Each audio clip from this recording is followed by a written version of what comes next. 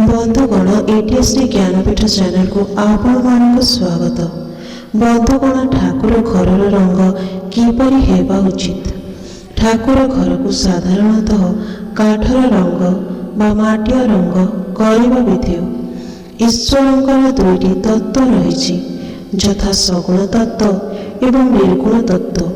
माटिया रंग सगुण तत्व एवं निर्गुण तत्वर सीमारेखा अर्थात यही रंग द्वारा मनोभाव सगुण निर्गुण आड़क जीवार स्थित्यांतर दर्शक होता है। मनुष्य मुख्यतः पांच तत्वर सृष्टि से सगुण अटे, मात्र भगवान परमेश्वर हेउछन्ति निर्गुण। ईश्वर उपासना द्वारा जीव सगुण निर्गुण आड़क अग्रसर होता है, अर्थात से द्वैतरु अद्वैत आड़क अग्रसर हुए।